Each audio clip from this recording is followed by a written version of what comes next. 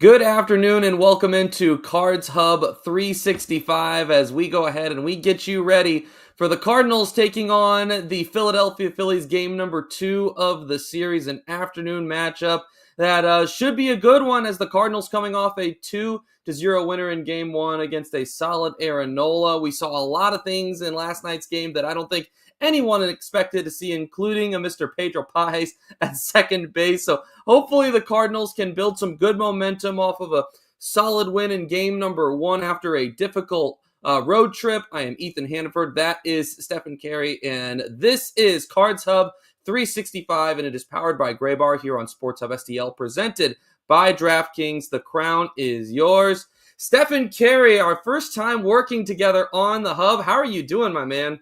I'm doing great. I'm excited to see how this second game is going to shake out. A whole lot of fun last night. So excited to work with you and just seeing you in the booth. The last couple times I've been up in St. Louis, I've been itching to get to do a show with you. So this is going to be a whole lot of fun. Yes, sir. No doubt about that. Well, let's go ahead and let's briefly talk about yesterday's game before we talk about the lineup, about what we're expecting to see today. Solid win from the Cardinals last night. Anytime that you can keep that Philadelphia Phillies offense quiet through 9 innings, it's an accomplishment. One of the better offenses in baseball. The first shutout win for the Cardinals in 2025. What were your biggest takeaways from what we saw from St. Louis in that win on Friday night? Yeah, first and foremost, I think that was one of the best managed games I've seen in a long time. Credit to Ollie Marmol and how he assembled his order despite a lot of things working against him in last night's contest. Mason Wynn with lower back spasms removed from the game. He had to shuffle guys around. And they talked about it on the broadcast, burning the DH spot in the second inning was just not an option. So they rode with Pedro Paez. You have to be patently aware of your players' skill sets and limitations to be able to put a catcher out there confidently, and it's a gamble. Hey, you don't want the ball hit to the right side of the infield. He got 2 chances, and they were relatively routine plays that he did well with. So Ollie Marmol deserves a ton of credit for how he handled that game. Of course, you can look at what Andre Pallante did, 7 shutout innings, the first shutout by the Cardinals this season. So certainly a lot to build off of, but this game felt like a must-win for the Cardinals, with the Phillies getting in at 4 a.m., a late night in Atlanta the night before. So I think that the Cardinals took care of business, and hopefully they're building some momentum for the rest of this homestand. The pitching has been one of the big concerns early in the or early during the beginning of the season here. You know, we've seen the ERA, we've seen the big numbers from both the starting core and the bullpen core. We know also, though, that numbers can lie a little bit this early in the season when you've played 12, 13 games and you see after one game, ERAs dropping by half a run per game, depending on how well or how poorly you pitch. But we saw Andre Pallante last night throw 7 innings of shutout ball. We know that he's going to be a guy that's the ball is going to be put in play. A lot of ground balls last night. He looked very solid on a cold evening in St. Louis, and then Phil Maton and Ryan Helsley cleaned things up following him. And what I think Cardinals fans should be encouraged by a solid outing from, yes, their best bullpen pieces, but also from Andre Pallante, who struggled in his previous start against Boston. Yeah, that was an old-fashioned type of pitching affair for the Cardinals. Maybe not as old-fashioned as Gibson, who had gone the whole game. But Pallante going 7 gives your bullpen a whole lot of options, and it gives them rest. They were a depleted group after that road trip in Boston and Pittsburgh. So to have your 2 guys, your setup man and your closer, come into yesterday's game and get a 2-0 win was great to see. Now you have all your options today, but you have a pitcher in Miles Mikolas who has been known to give you longevity, has been up above 200 innings the last couple of years, and we hope that he can bounce back after a tough start against Boston. But I don't just want to talk about what Pallante did last night. I want to talk about what the last 3 starters in the rotation have done. Last 3 games for the Cardinals, starters have gone 2-0 over 18 innings pitched, have allowed just 1 earned run and 5 hits. That's good for .5, a .50 ERA for St. Louis over that span. So the starters are getting it done. The top of the rotation is starting to get in their groove. We just hope that Miles Mikolas can finish off the Phillies in game 2 and get a series win this afternoon. And that's going to be the question is, you know, the saying in baseball goes, you're only as good as your next day starting pitcher. And Miles Mikolas, after a solid first start against the Los Angeles Angels, where he went 5 1/3, I believe he allowed 2 earned runs, looked relatively sharp. Now the Angels, no one's arguing that the Angels are one of the best offenses in baseball, but I think that fans were encouraged by what they saw from Mikolas, specifically, in my opinion, how he was with 2 strikes, which was the big struggle of 2024 for him.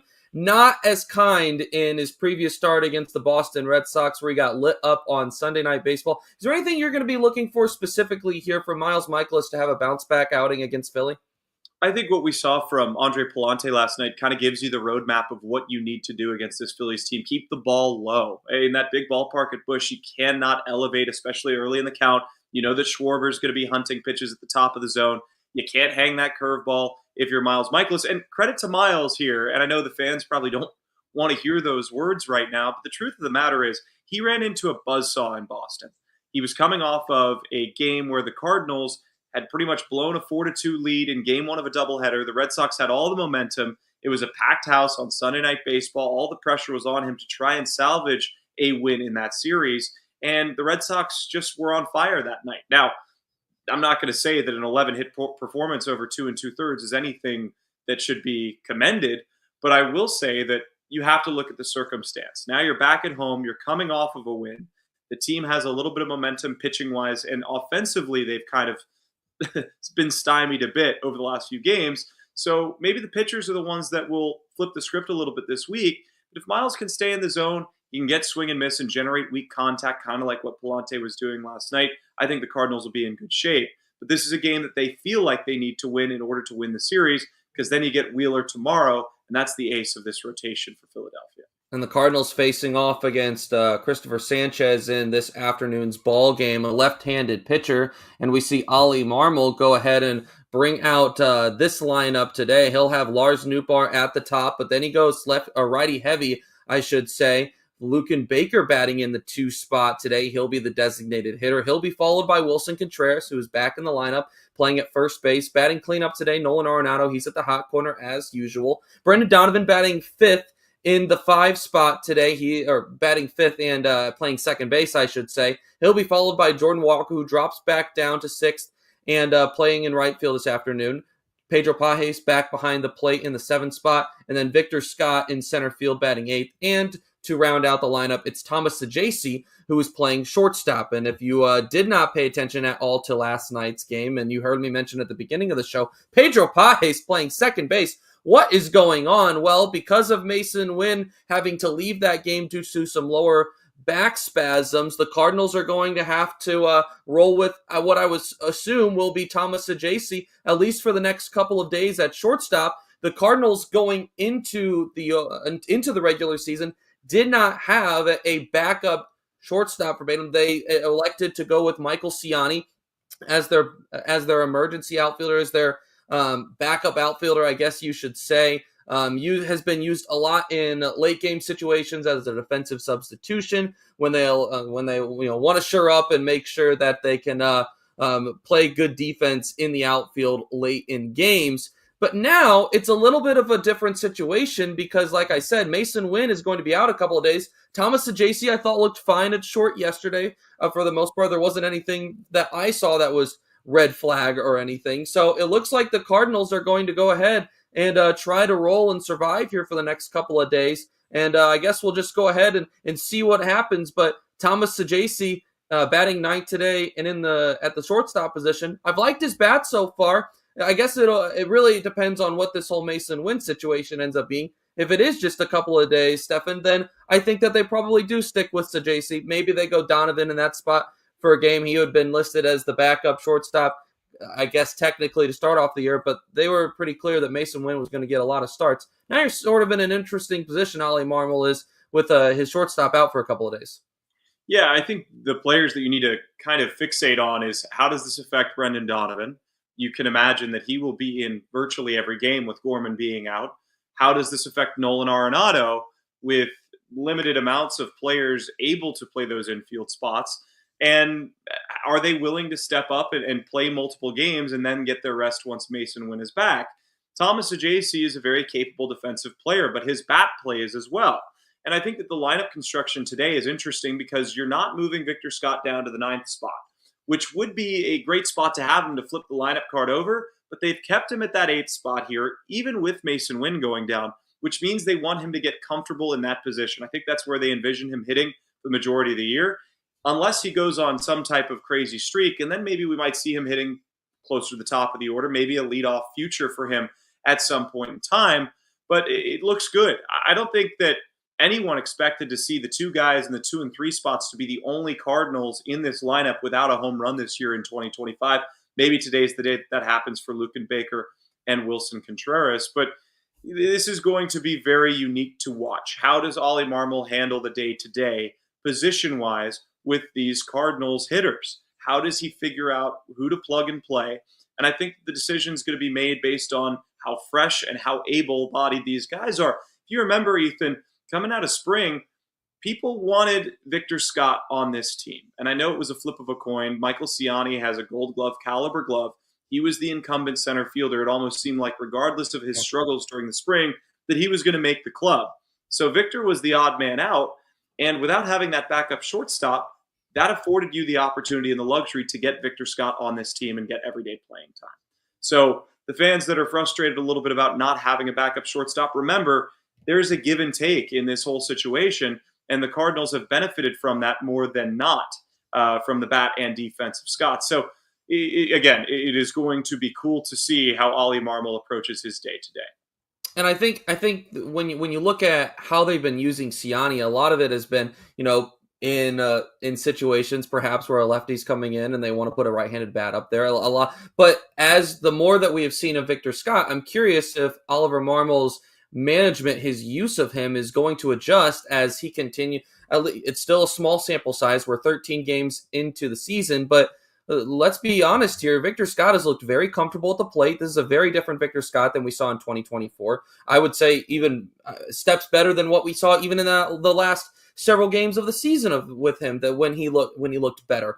So I'm curious if the longer that Victor Scott is up here, the more that he is proving that his bat plays.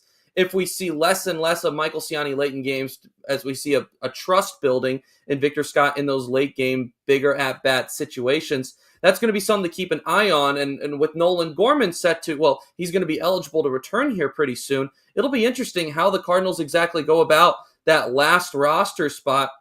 Obviously, when you have Mason Wynn that's down, depending on how long he'll be down, that may make that decision a little bit easier. But if you do get Mason Wynn back here in the next couple of days, I'm curious how Oliver Marmol's going to go about that if Nolan Gorman is ready to go. And now you have a Thomas Ajayci that's been hitting pretty well. He's played multiple positions for you around the infield.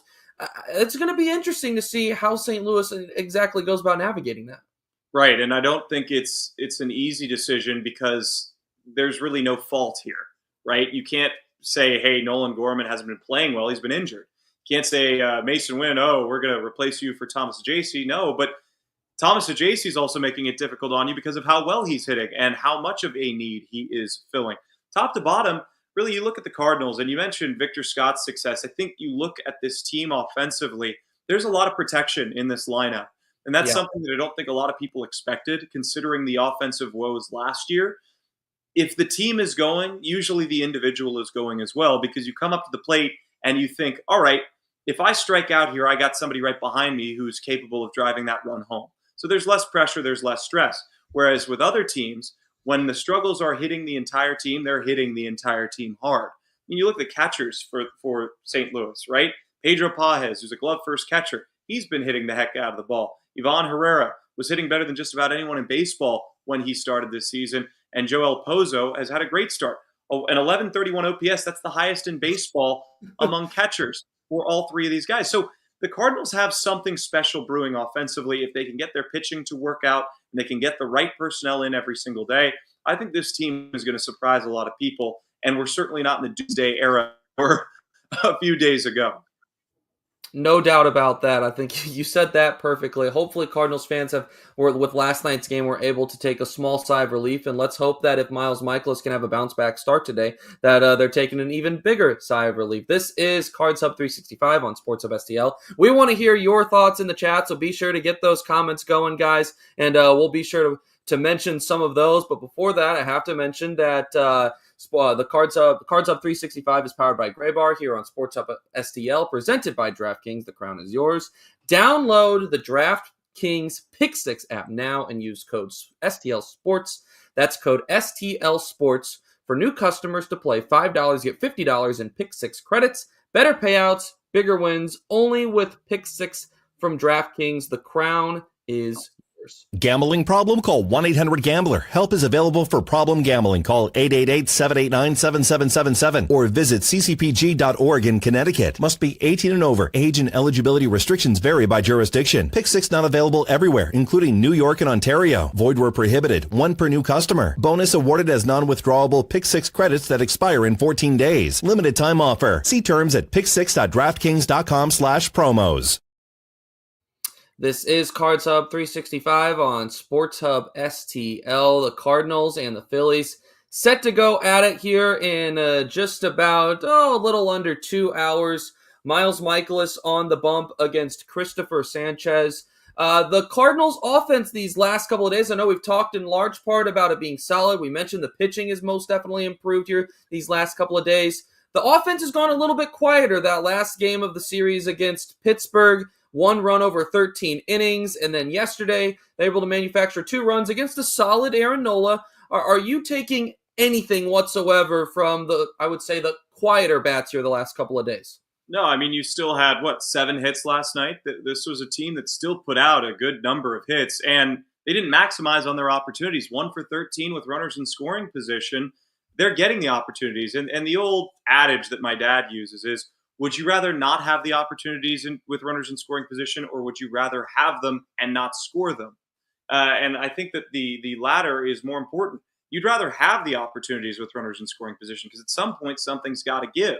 They just haven't quite been as good with runners in scoring position over the last few games. You can go back to that extra inning game in Pittsburgh, which was certainly frustrating to see for all parties. But I think this team has every capability to put up 5-6 runs a game. It's just a matter of, do you have the right hitters up at the right time? And as long as you get Wilson Contreras hot, some of those other scuffling hitters to get back to where we expect them to be, again, there's nowhere in this lineup that's going to be safe. So the opportunities were there for the Cardinals. You can kind of point directly to 3 or 4 missed chances that they didn't quite drive home, but they held the Phillies to 0 for 5 with runners in scoring position. So they won that battle. They got a hit with Risk.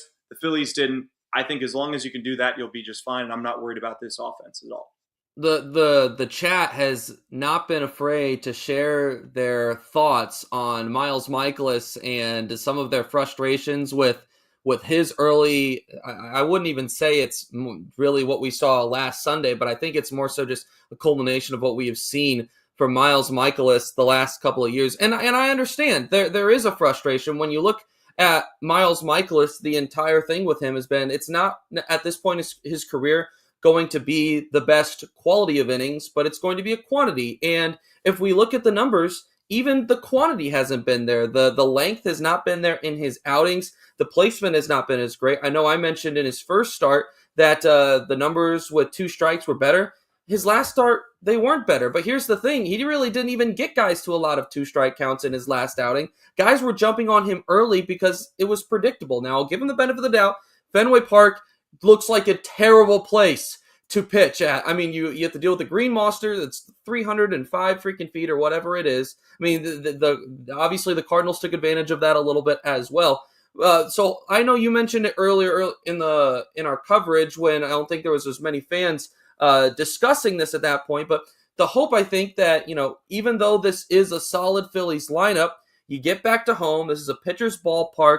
You go back to kind of what the method was last night, and Andre Pallante, a contact kind of guy. That's what Miles Mikolas is. He's not going to get you a lot of swing and miss, and you hope that your defense can play and that you generate a little bit more soft contact than you did in your last outing.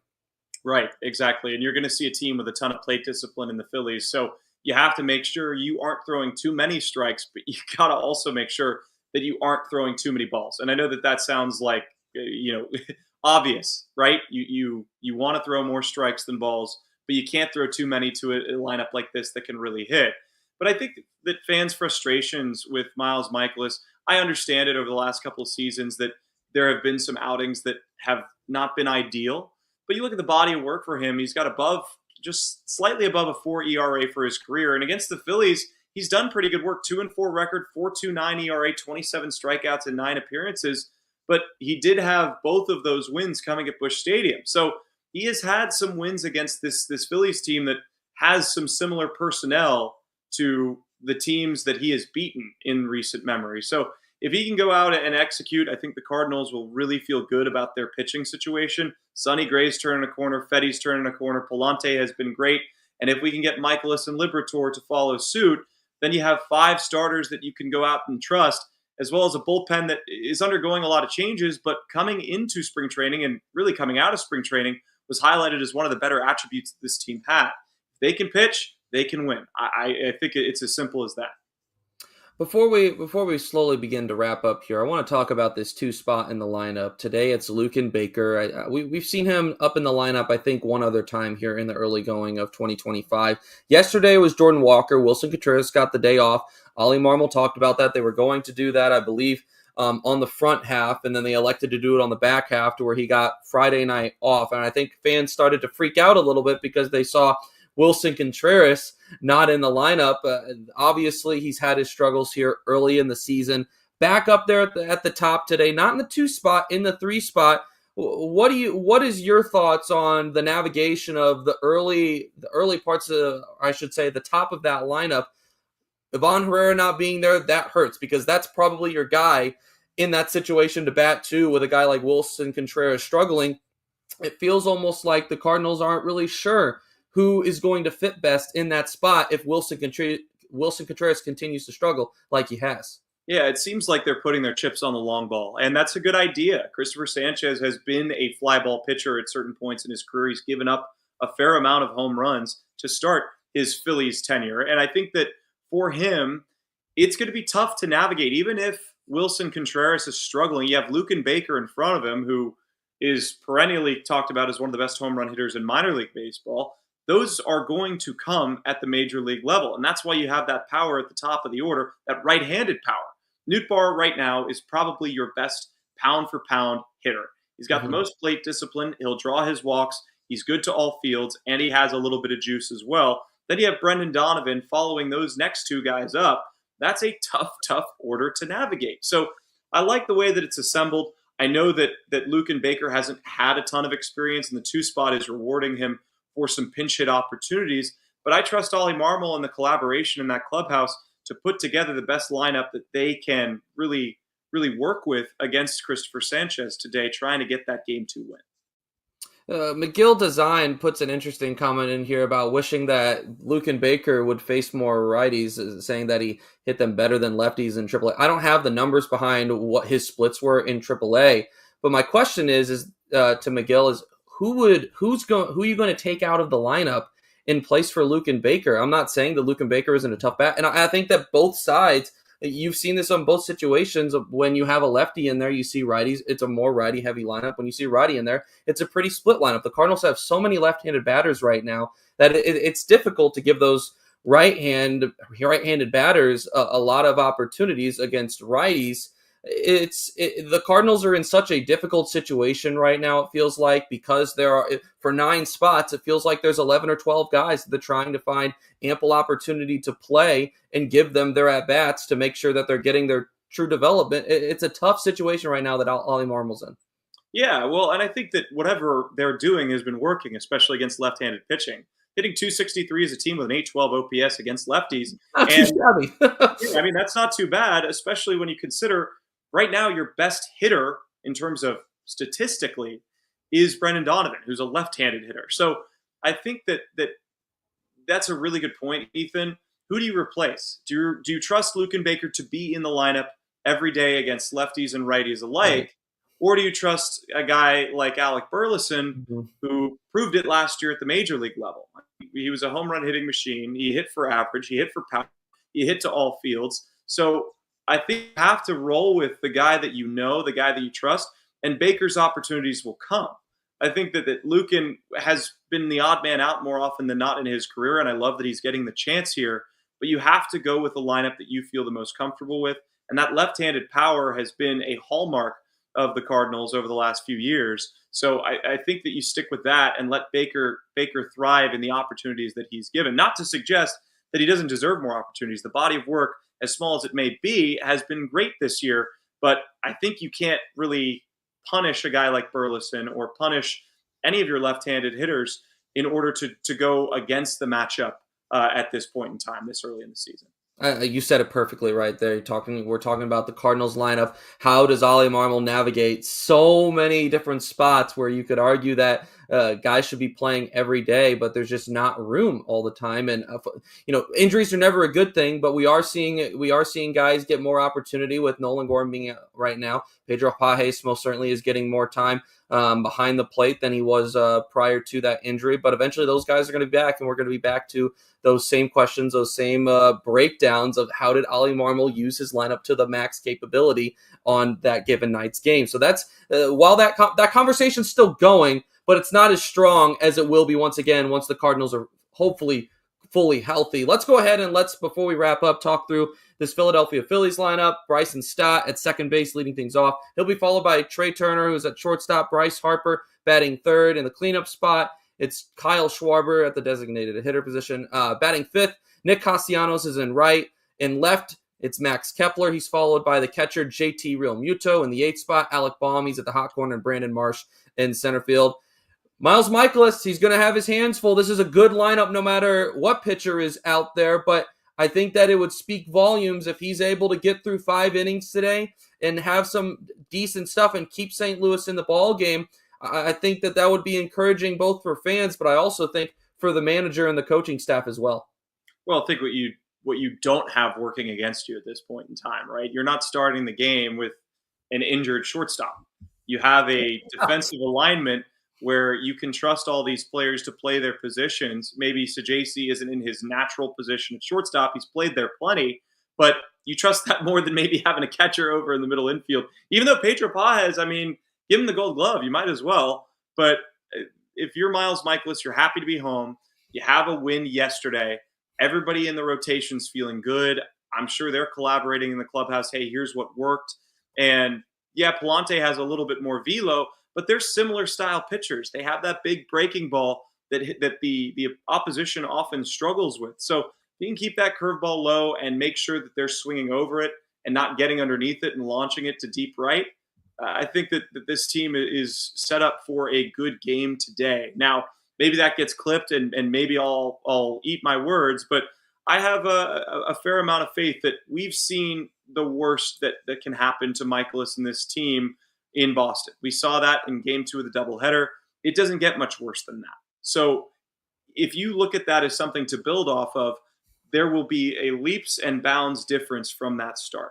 And I know that maybe that's not enough to satisfy the fan base, but I trust that it's going to be a good outing today, both offensively and defensively. The question is, can they put it all together? Some days the pitching's been on, the offense has been off. The offense has been on a lot, the pitching has been off at certain stretches. So if you could put it together, Cardinals win today, and I think it's going to be a big, big turning point early in this season to get back to 500 ahead of a big series with Houston. We have breaking news here on Sports Hub STL. Brian Bartow, one of the head honchos for the Cardinals communications department, just sending out that Mason Wynn has been placed on the 10-day IL with lower back spasms, and Nolan Gorman has been activated from the 10-day injured list. So I know we were talking a little bit earlier about how exactly does Ollie Marmol navigate this with Gorman coming up or being expected to be good to go here pretty soon. But this injury to Mason Wynn, a little more than a couple of games now. Let's hope that it's the 10-day minimum, and that's what it is. But it'll be interesting to see how things adjust as a result of this. I think Nolan Gorman's most definitely going to get a little bit more time now than he was prior to, which is a good thing for him. But before we wrap, final thing now, I promise. What are your thoughts on the news? I think it's probably the right decision, just erring on the side of caution, and it opens up a little bit more flexibility for your team. Mason Wynn on the IL, you can reactivate Gorman. You have that roster spot available. Then you have a little bit more flexibility within your infield. If Nolan Arenado needs to take a day off, you could put Sajaci at third or Gorman at third. If Wynn stays on the team, then you have to send somebody out to bring Nolan Gorman back. So it's pretty much a 1-for-1 switch, and then you can push back that decision on whether it's JC or somebody else going down to a later date. So it's going to not be great to be missing Mason Wynn for a little while, but it's good to get a big bat in Gorman and somebody that's comfortable playing the middle infield, which is obviously a spot of need for the Cardinals at this point in time. Cardinals facing off against the Philadelphia Phillies. 1:15 start in game number 2 of the series. Miles Mikolas versus Christopher Sanchez. Let's hope that the Cardinals can lock up a series win this afternoon. He is Stefan Caray. I am Ethan Hannaford. This has been Cards Hub 365, powered by Gray Bar here on Sports Hub STL, presented by DraftKings. The crown is yours. We will see you in the post game, where, like as I mentioned at the end of every single show, we appreciate you guys being a part of the show. You guys are just as much a part of this as Stefan and I are. We want to hear your thoughts, hear your breakdown. We hope that you'll join us for the post game show. We will see you then.